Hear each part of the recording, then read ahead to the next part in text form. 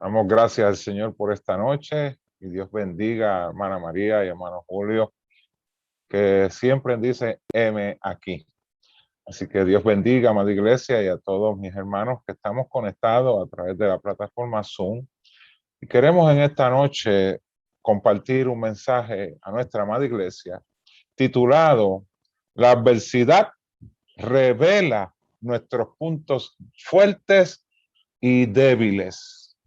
Así que me gustaría compartir el texto base de este mensaje que se encuentra en el libro de Éxodos, capítulo 13, verso número 3. Y leemos la palabra del Señor para la gloria del Padre, del Hijo y del Espíritu Santo. Amén. Y Moisés dijo al pueblo: tened memoria de este día, en el cual habéis salido de Egipto, de la casa de servidumbre, pues Jehová os ha sacado de aquí con mano fuerte, por tanto, no comeréis leudado. Dios añada bendición a su palabra y Dios dirija a este siervo inútil para la gloria y la honra de su nombre en este mensaje. Amado hermano, cada vez que sobreviene algún momento difícil en nuestras vidas, en la vida de cada uno de nosotros, la manera en que respondemos a esa situación o momento difícil descubrirá o revelará la profundidad de nuestro carácter. O sea, revelará lo que somos a mayor magnitud. El pueblo de Israel, como ya todos sabemos, estuvo por 430 años esclavizado por mano de Faraón, amado hermano. Estuvieron 4 siglos soportando una cruel tortura sin rebelión, porque en todo ese tiempo no se rebelaron, sin manifestaciones masivas en contra de su esclavitud. No hicieron una manifestación masiva protestando porque estaban siendo esclavizados, simplemente sometidos a la hostilidad del gobierno egipcio y a sus brutales acciones en su contra.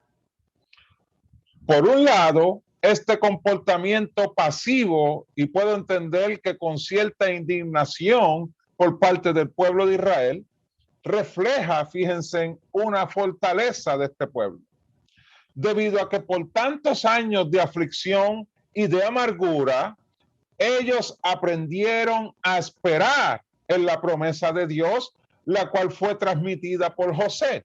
Miren lo que dice el libro de Génesis, capítulo 50, verso 24.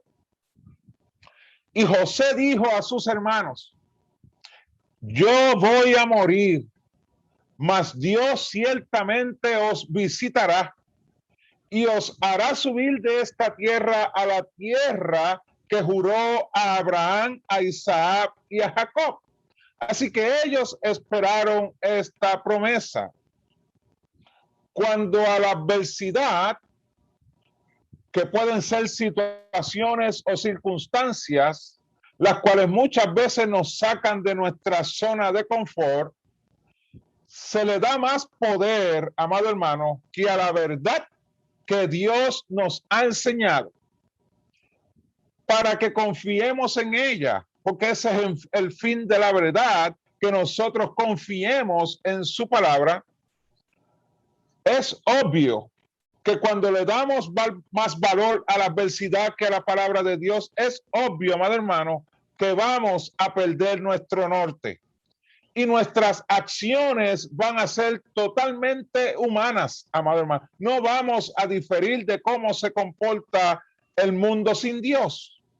Nuestras acciones van a carecer de un buen juicio.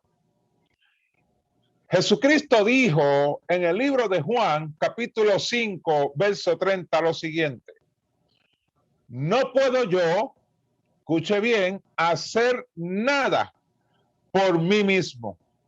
Según oigo, así juzgo, y mi juicio es justo, porque no busco mi voluntad, sino la voluntad del que me envió. Gloria al Señor. La del Padre. Jesús nos está enseñando un tesoro, amado hermano, el cual debemos aprender y seguir. ¿Cuántos momentos extremadamente difíciles y hasta retantes Jesús no atravesó en esta tierra? Desde insultos, amenazas de muerte, traiciones, difamaciones, burlas, vituperios, golpes, entre otras cosas terribles que Jesús tuvo que enfrentar en esta tierra. Muchas adversidades, muchas circunstancias difíciles que Jesús tuvo que enfrentar. Pero según la narración de los evangelios, en ninguna de sus circunstancias, las cuales mencioné y las cuales podemos seguir estudiando en la palabra del Señor, por más difíciles que hayan sido, vemos a Jesús actuando de manera indiferente a la voluntad del Padre. Así que cuando Jesús dice en el libro de Juan capítulo 5 verso 30, no puedo yo hacer nada por mí mismo, según oigo, así juzgo, y mi juicio es justo, porque no busco mi voluntad, sino la voluntad del que me envió, la del Padre. Vemos esa palabra en acción en todo su ministerio terrenal. Él se sometió a la voluntad del Padre en todo momento y en toda circunstancia, sin importar cuán adversa pudiera ser o retante pudiera ser para su vida. Vemos a Jesús actuando de manera correcta a la voluntad del Padre, pero esa es la vida y acción que Jesús nos modela, la manera correcta en que usted y yo, como hijos de Dios, debemos ser guiados, de manera tal que nuestras acciones y comportamiento sea para la gloria y la honra de nuestro Padre, porque nos estamos ocupando en hacer su voluntad. Gloria al Señor. Así que las acciones que Jesús nos enseña están totalmente apartadas de nuestra mente humana. Porque es obvio, amado hermano, que la mente humana carnal no se puede sujetar a la palabra de Dios, dice las Escrituras. Así que Jesús nos enseña a actuar y a comportarnos enfrentando nuestros problemas o circunstancias, haciendo perfectamente la voluntad del Padre. La palabra de Dios dice que nuestros pensamientos no son sus pensamientos y que la ira del hombre no obra la justicia de Dios. Considero, amado hermano, que inconscientemente, pero muy lamentablemente, en ocasiones dependemos tanto de nuestra mente humana como si fuera suficiente para dirigirnos en la vida. Y eso es muy lamentable, amado hermano. La mente del hombre sin Dios, por lo regular, es una mente sin juicio. O sea, sin discernimiento. Y una de las estrategias que usted y yo tenemos que aprender a conocer del enemigo para con los cristianos es precisamente que el creyente, o sea, usted y yo, los hijos de Dios, pierdan su juicio. Una de las estrategias del enemigo para con la iglesia es llevarlo a una situación en donde pierdan su juicio. Ahora bien, ¿qué significa juicio? Juicio es la facultad del entendimiento por cuya virtud el hombre puede distinguir el bien del mal y lo verdadero de lo falso. O sea, es la capacidad que Dios le da al cristiano para poder ver el mal cuando se está disfrazando como algo bueno. Pero es también la capacidad de usted poder discernir el engaño cuando alguien lo está tratando de engañar, diciéndole algo que parece verdad.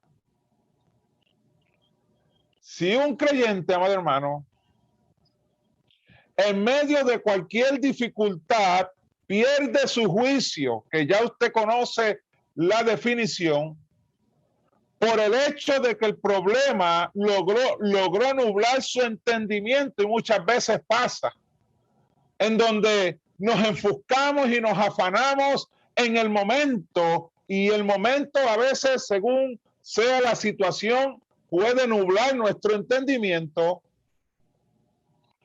Así que cuando un creyente pierde su juicio por el hecho de que el problema logró nublar su discernimiento para poder, escuche bien, para poder comprender qué hay detrás del momento difícil. Esto es importante, amado hermano, porque muchas veces el momento difícil trae consigo una estrategia del enemigo. Y hacia dónde esta situación te quiere guiar. A eso hay que prestarle atención, amado hermano, de manera que podamos responder al momento, a la circunstancia, en justicia y en verdad. Cuando se pierde ese juicio, entonces nos exponemos a comprometer nuestro testimonio. Y eso es lo que precisamente quiere el enemigo. Que la iglesia pierda su testimonio, porque si la iglesia pierde su testimonio, pierde su credibilidad al hablar. Miren lo que dice el libro de Primera de Pedro, capítulo 5, verso 8. Sé sobrio, que incide en lo que es juicio, sed sobrio y velad, porque vuestro adversario el diablo, como león rugiente, anda alrededor buscando a quien devorar. Esa es la intención. El texto dice, sed sobrio. Este término, amada iglesia, es un imperativo para usted y para mí.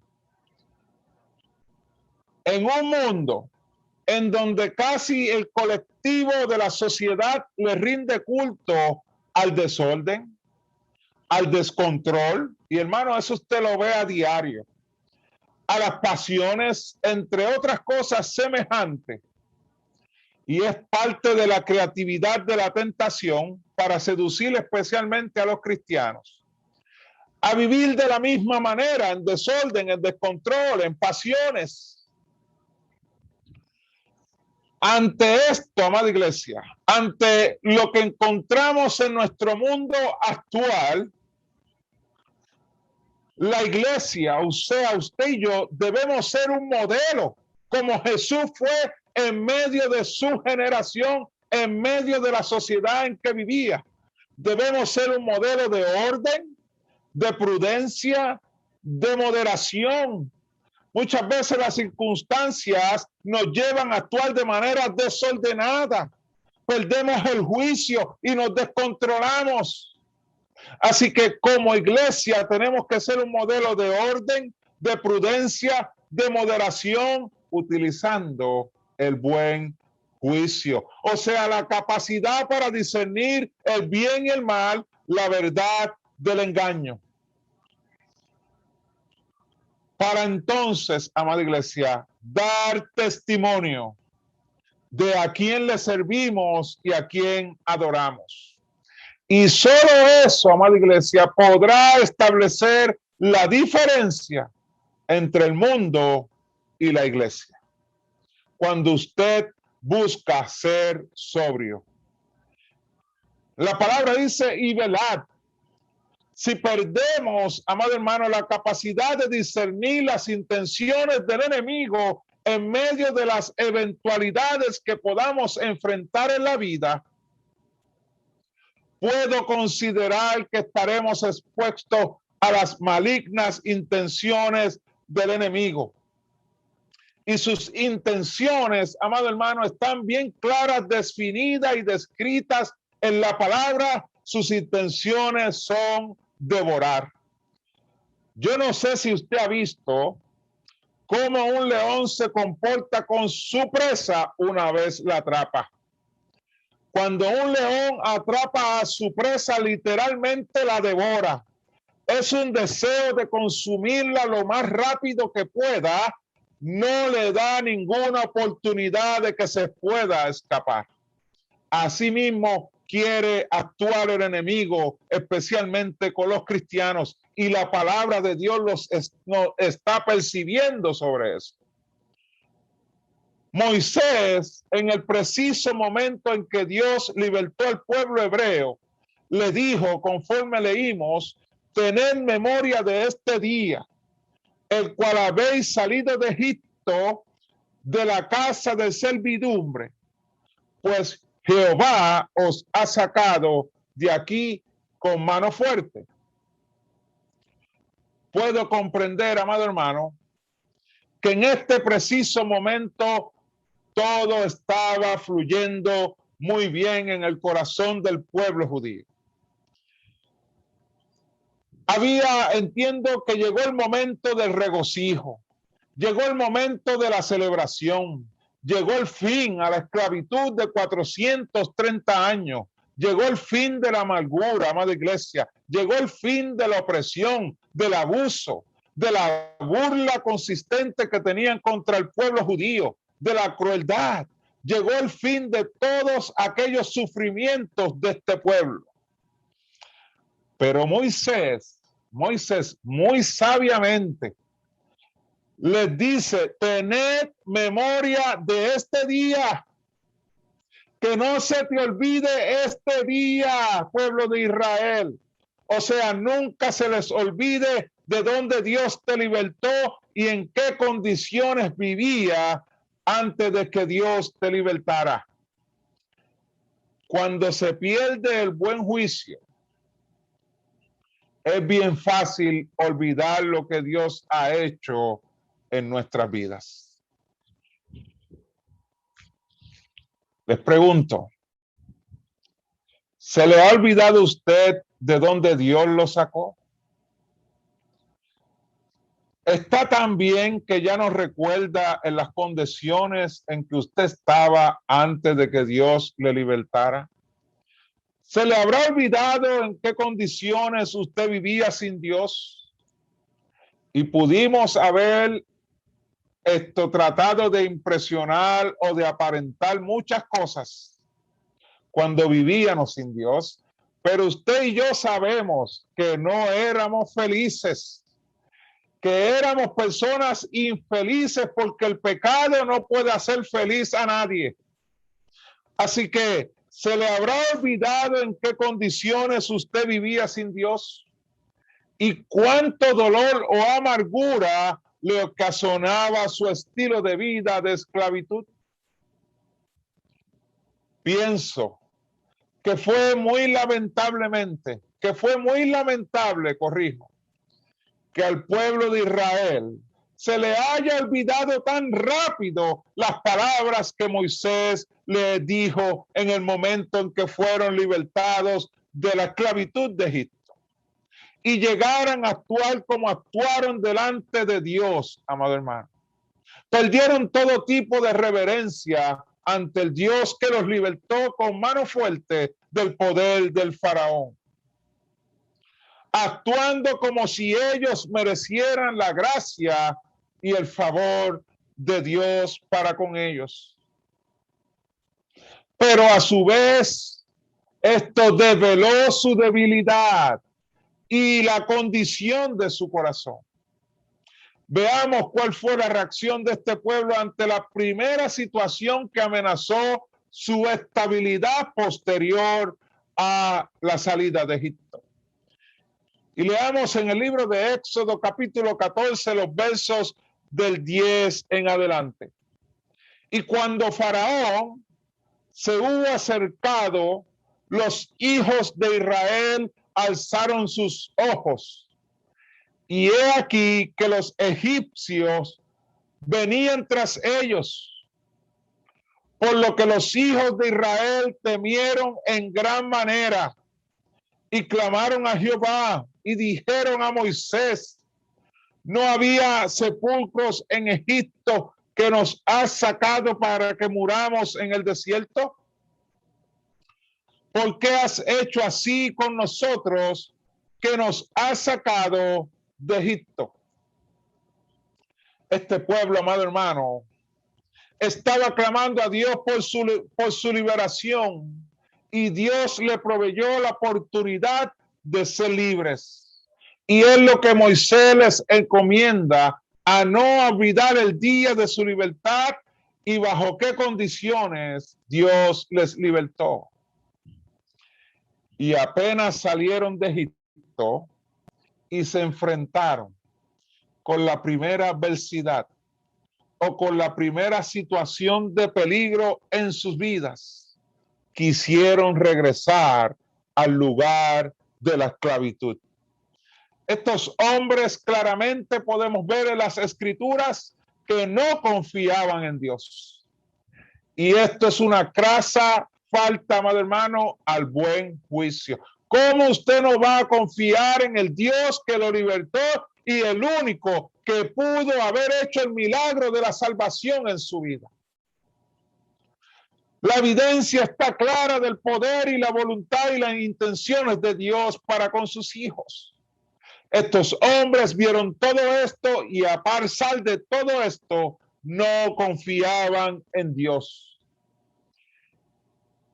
Su desconfianza en Dios los llenó de temor.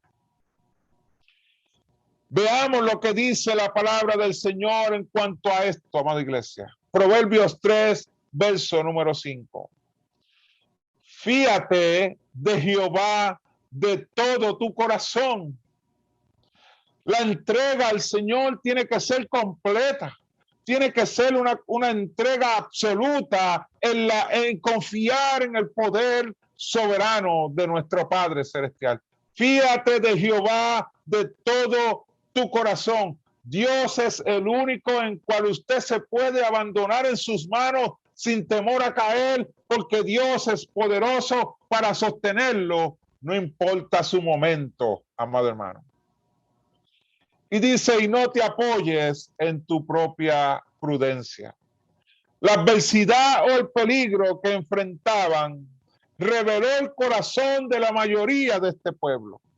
Se llenaron de temor, reaccionaron en contra de la voluntad de Dios, murmuraron y hasta se burlaron al decir, cuando dijeron: no había sepulcros en Egipto que nos ha sacado para que muramos en el desierto. Se burlaron de manera sarcástica de lo que estaban viviendo.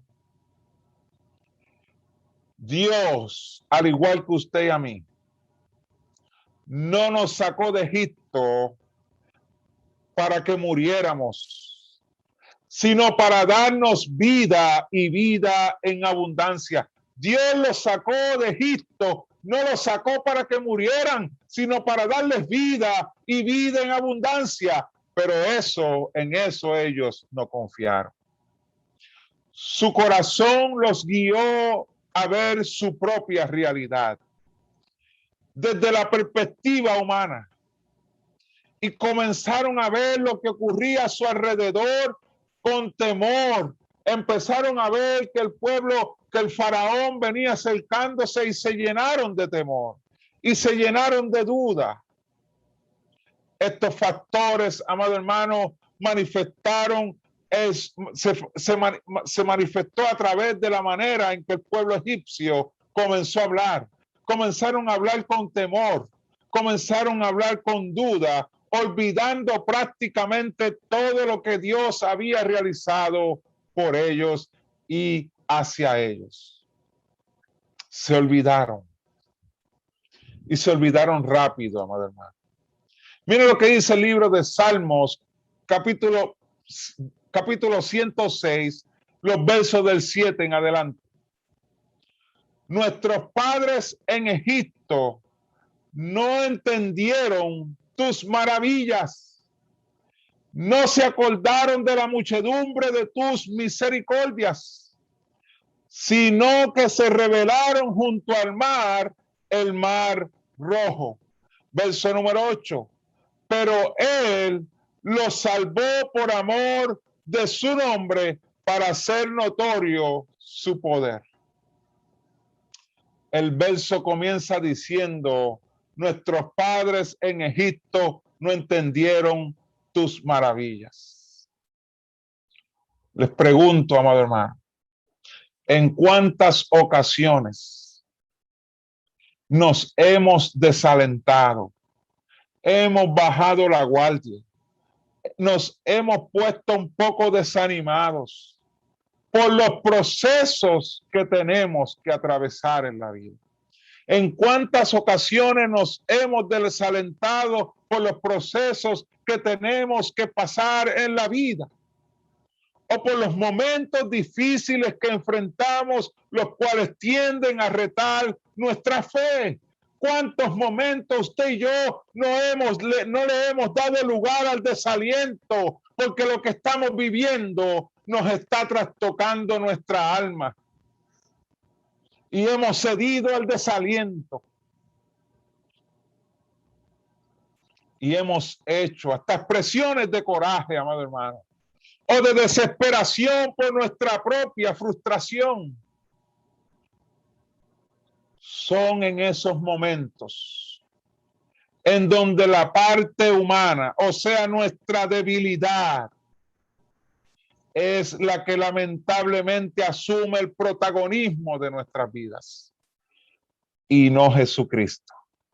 Es en donde le cedemos a nuestra parte humana, la parte débil, a que asuma el protagonismo, y no Jesucristo, amado hermano. Y en torno a esto, me llama la atención lo que dice el Salmo 106. Nuestros padres en Egipto no entendieron tus maravillas, no se acordaron de la muchedumbre de tus misericordias. En el momento del desaliento se nos olvida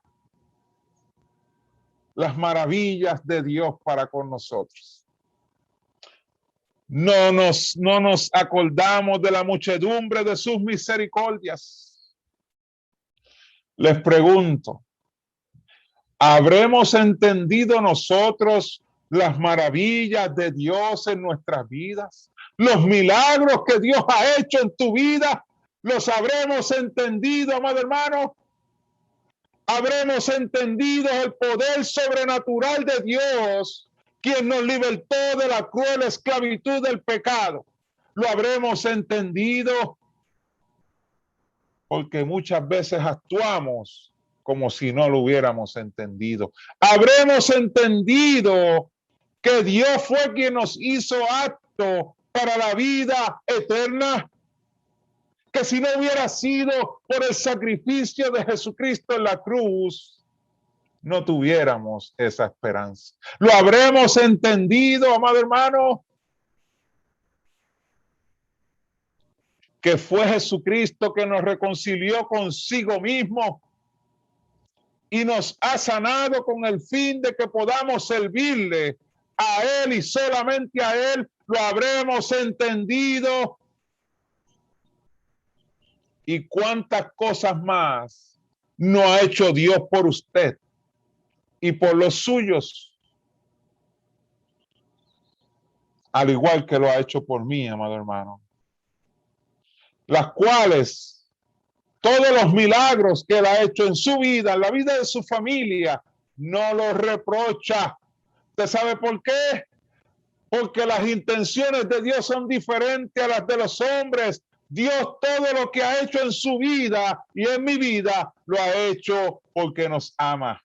Lo ha hecho por amor a su nombre, para que haya notariedad de cuán amoroso y misericordioso es nuestro Dios para con su creación. Por eso es que lo ha hecho. Pero, ¿cuál es nuestra actitud ante tanta gracia y misericordia que hemos recibido de Él? Con el debido respeto que les tengo, amados hermanos, puedo entender que ya es tiempo de sanar nuestras áreas de debilidad y usted las conoce muy bien. Ya es tiempo de que usted sane las áreas de debilidad que lo ponen en una posición vulnerable a perder el buen juicio y apartarse de la voluntad de Dios y a poner su testimonio, amado hermano.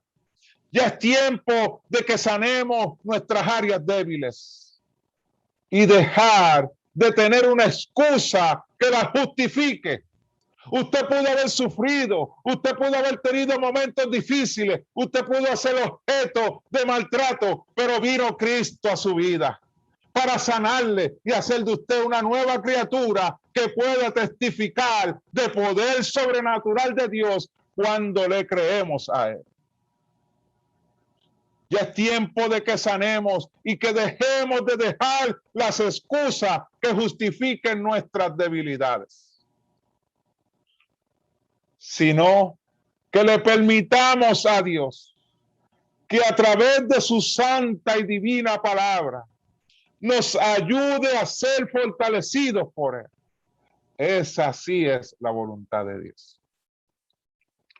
Mucho de este pueblo no entró a la tierra prometida porque ignoraron la palabra de Dios, continuaron siendo duros de servicio, no quisieron ser sanados, prefirieron su propia prudencia. Su debilidad los hizo vulnerables al error y a su propio destino porque no entraron a la tierra prometida. En una ocasión, Dios le dijo a Gedeón lo siguiente. En el libro de Jueces, capítulo 6, verso 16. Jehová le dijo, ciertamente yo estaré contigo y derrotarás. Mira lo que dice el texto. Ciertamente yo estaré contigo y derrotarás a los madianitas como a un solo hombre. Ese es el poder de Dios.